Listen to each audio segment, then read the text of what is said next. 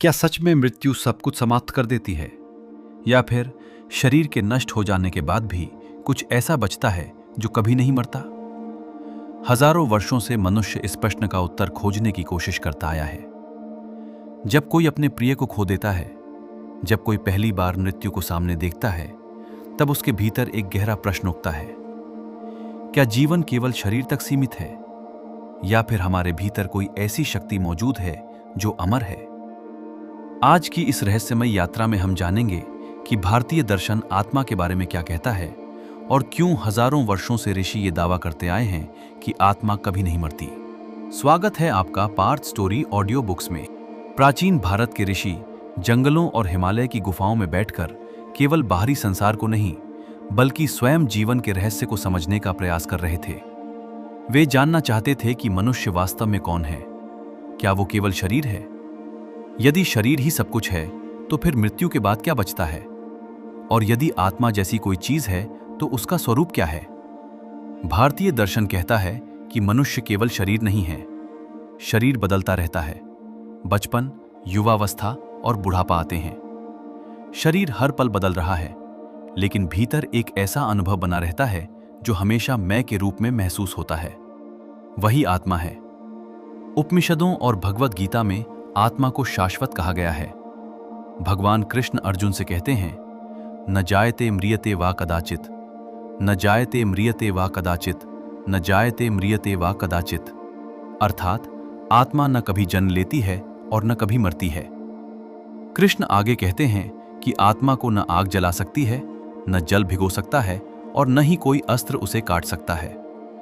ये केवल धार्मिक कल्पना नहीं थी। भारतीय ऋषियों का मानना था कि चेतना शरीर से परे है। शरीर केवल एक माध्यम है जिसके द्वारा आत्मा इस संसार का अनुभव करती है। भारतीय दर्शन आत्मा को समझाने के लिए एक सुंदर उदाहरण देता है।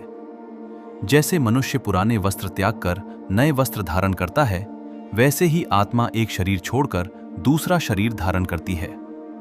वासांसी जीर्णानि यथा विहाय, वासांसी जीर्णानि यथा विहाय, वासांसी जीर्णानि यथा विहाय। यही पुनर्जन्म का सिद्धांत है। भारतीय संस्कृति में यह विश्वास हजारों वर्षों से मौजूद है कि आत्मा अनेक जन्मों की यात्रा करती है और कर्म उसके अगले जीवन को प्रभावित करते हैं। लेकिन क्या आत्मा के अस्तित्व का कोई प्रमाण है?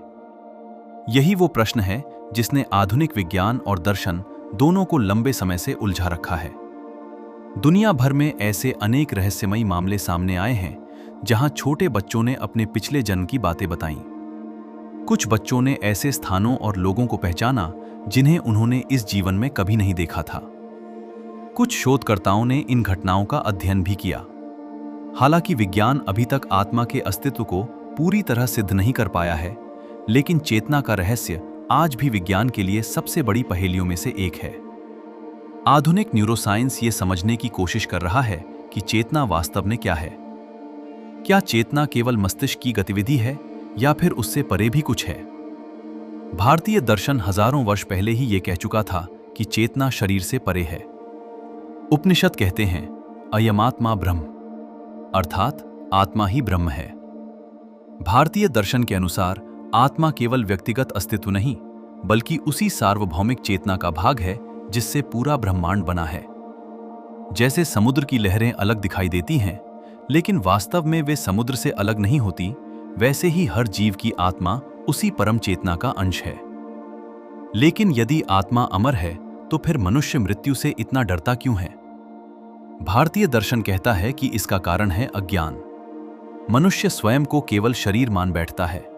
वो अपने नाम, रूप और पहचान को ही अपना वास्तविक स्वरूप समझ लेता है। इसलिए जब मृत्यु सामने आती है, तो उसे लगता है कि सब कुछ समाप्त हो जाएगा। लेकिन ऋषियों का कहना था कि ध्यान और आत्मज्ञान के माध्यम से मनुष्य इस सत्य को अनुभव कर सकता है कि उसका वास्तविक स्वरूप शरीर से कहीं अधिक विशाल है। इसी कारण हिमालय के साधु और योगी मृत्यु को अंत नहीं मानते। उनके लिए मृत्यु केवल एक परिवर्तन है, एक यात्रा का नया चरण। महाभारत में भीष्म पितामह का वर्णन आता है, जिन्होंने अपनी इच्छा से मृत्यु को चुना। भारतीय परंपरा इसे आत्मा पर गहरी साधना और नियंत्रण का प्रतीक मानती है। आज आधुनिक दुनिया में मनुष्य पहले से अधिक भय और तनाव में जी रहा है। मृत्यु का भय, असफलता का भय और भविष्य का भय। शायद यही कारण है कि आज पूरी दुनिया फिर से ध्यान और आध्यात्मिकता की ओर लौट रही है, क्योंकि बाहरी उपलब्धियों के बावजूद भीतर का भय समाप्त नहीं हो पा रहा। भारतीय दर्शन कहता है कि जब मनुष्य ये समझने लगता है कि वो केवल शरीर नहीं बल्कि चेतना है, तब उसके भीतर गहरी शांति उत्पन्न होने लगती है। तब जीवन का अर्थ बदलने लगता है। इसका अर्थ ये नहीं कि मनुष्य संसार छोड़ दे, बल्कि इसका अर्थ ये है कि वो जीवन को एक गहरी समझ के साथ जीने लगे। क्योंकि यदि आत्मा अमर है तो हर कर्म का महत्व है, हर विचार का महत्व है, और जीवन केवल कुछ वर्षों की कहानी नहीं बल्कि चेतना की एक लंबी यात्रा है। लेकिन क्या आत्मा को वास्तव में अनुभव किया जा सकता है? भारतीय ऋषि कहते थे, हाँ, लेकिन केवल तर्क से नहीं। इसके लिए मनुष्य को अपने भीतर उतरना होगा, ध्यान, मौन और आत्मचिंतन के माध्यम से। शायद इसी कारण हजारों वर्षों से भारत में योग और ध्यान को इतना महत्व दिया गया, क्योंकि भारतीय दर्शन के अनुसार सबसे बड़ा ज्ञान बाहर नहीं बल्कि भीतर मिलता है। हजारों वर्ष बीत गए, सभ्यताएं बदल गईं, लेकिन आत्मा का ये प्रश्न आज भी उतना ही जीवित है जितना प्राचीन काल में था। विज्ञान अभी भी चेतना के रहस्य को पूरी तरह समझ नहीं पाया है, और शायद यही कारण है कि आत्मा का रहस्य आज भी मनुष्य को आकर्षित करता है। और शायद इस पूरी यात्रा का सबसे बड़ा सत्य यही है कि मृत्यु अंत नहीं बल्कि किसी और शुरुआत का द्वार हो सकती है।